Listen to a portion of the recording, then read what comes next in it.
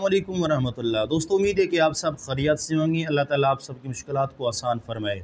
आज इस मौजू पे गुफ्तगू करने वाले हैं, वो ये है कि क्या अल्लाह तबारक व ताला की ज़ात के अलावा अल्लाह ताला के सिवा किसी से कोई मदद, कोई तामुन या उसको मतलब है कि उससे कुछ तामुन या मदद मांग सकते हैं या नहीं। इसके बारे में 3 उलमा किराम जवाब देंगे।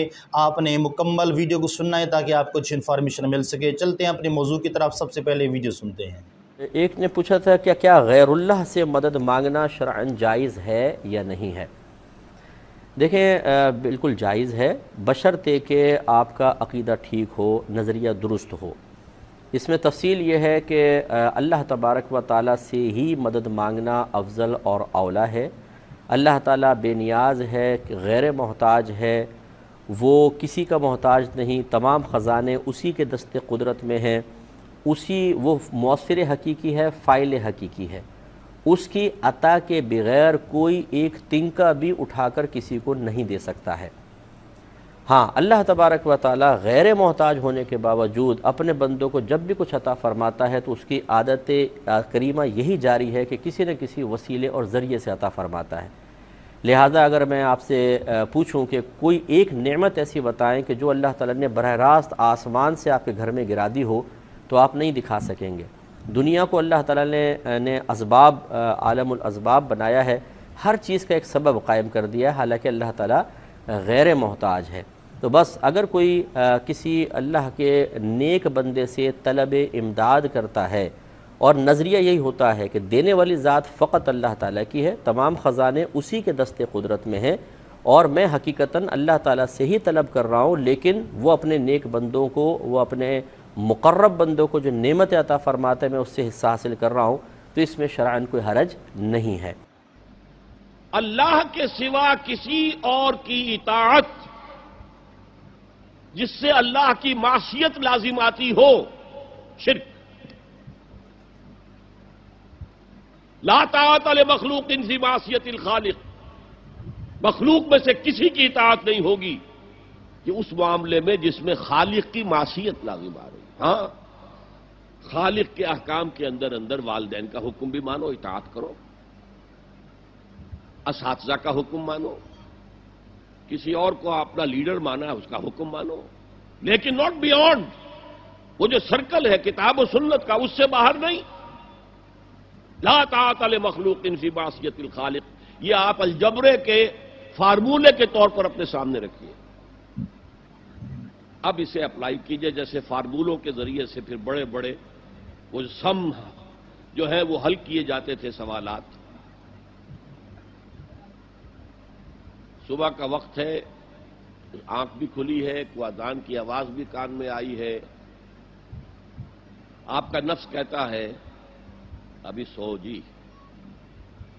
आपने अपनी चादर या कंबल को दुरुस्त किया और करवट ली और सो गए। ये क्या है? आपने किसका हुक्म पीछे फेंका और किसका हुक्म माना? अल्लाह के हुक्म को पीछे फेंक दिया, नफ्स के हुक्म को आगे रखा। ये शिर्क, इस शिर्क को जानने वाले बहुत कम हैं। भाई साहब ने अच्छा सवाल पूछा और मैं सवाल को दोहराऊंगा, अगर सवाल को समझने में कुछ गलती होगी तो आप सीधा कर लेना। भाई साहब ने पूछा कि बुत परस्ती गलत है, उनके मजहब में भी गलत है, हमारे मजहब में भी गलत है। आप बुत को उल्टा पूजो या सीधा पूजो, तो मजहब को पूजना सही है क्या नहीं, वो आपका सवाल था। मज़ार पे जाना सही है क्या गलत है? भाई साहब ने बहुत अच्छा सवाल पूछा। इसीलिए मैं कहता हूं कि इस्लाम को जानने के लिए मुसलमान को मत देखो, कुरान और हदीस को देखो। कुरान में कहीं भी नहीं लिखा हुआ है कि मज़ार बनाओ। यहां तक कि अल्लाह के रसूल मोहम्मद सल्लल्लाहु अलैहि वसल्लम ने कहा कि कोई भी कब्र पक्की नहीं होना चाहिए, अगर पक्की है तो उसको जमीन से नश करना चाहिए। सही बुखारी की हदीस है कि अगर कोई कब्र पक्की है तो उसे जमीन के लेवल पे लेके आना चाहिए। मज़ार को पूजना गलत है, हराम है। मैं जानता हूं कि कई मुसलमान अनजाने में इल्म की कमजोरी की वजह से वो मज़ार पे जाते हैं। और मेरा ये कहना है कि बहुत सा कल्चर जो है, ये कल्चर हमारे जिंदगी में आ जाता है اور ہمارے باپ دادا پہلے کہیں نہ کہیں ہندو تو ہوں گے، تو ہمارے باپ دادا جاتے تھے مندر، تو ابھی جا رہے ہیں لوگ مزار میں، آہستہ آہستہ تبدیلی آ رہی۔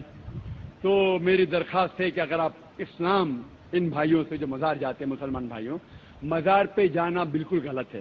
محمد صلی اللہ علیہ وسلم نے کہا کہ آپ قبر پہ جاؤ، اگر آپ قبر پہ جائیں گے تو آپ کو یہ احساس ہوگا کہ آپ کبھی نہ کبھی مرنے والے ہیں، تو اللہ پہ اور یقین کریں گے، آخرت پہ یقین ہوگا۔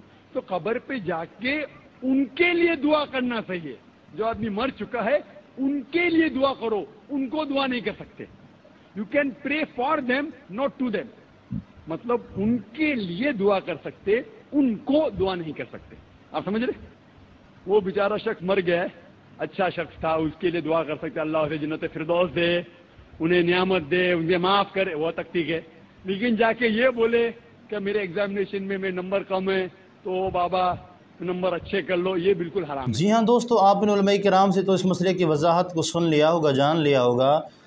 تمام علماء کرام کے جواب کا متفق فیصلہ تو مختلف اپنی رائے کے مطابق ہے، لیکن جو مفتی اکمل صاحب کہہ رہے ہیں وہ یہ کہہ رہے ہیں کہ بھی اللہ تبارک و تعالیٰ سے بھی مانگنا، یعنی کہ اللہ تبارک و تعالیٰ کے اولیاء سے یا اس کے نیک لوگوں سے بھی مانگنا، اللہ ہی سے مانگنا ہے۔ اس کا مطلب یہ ہے کہ بھی اللہ تعالیٰ انہیں دیتا ہے اور یہ اللہ تعالیٰ سے لا کے ہمیں دے دیتے ہیں، یعنی اللہ جتنی ان کی مانتا ہے اتنی جناب والا ہماری اپنے اعمال کے مطابق مانتا ہے، یعنی جس طرح ہمارے اعمال ہوتے ہیں اتنی ہی مطلب کے طریقے سے اللہ تعالیٰ ہماری مانتا ہے، اور جو اللہ اولیاء اللہ ہوتے ہیں ان کا تعلق ہر وقت جڑا رہتا ہے اللہ تعالیٰ کی ذات کے ساتھ۔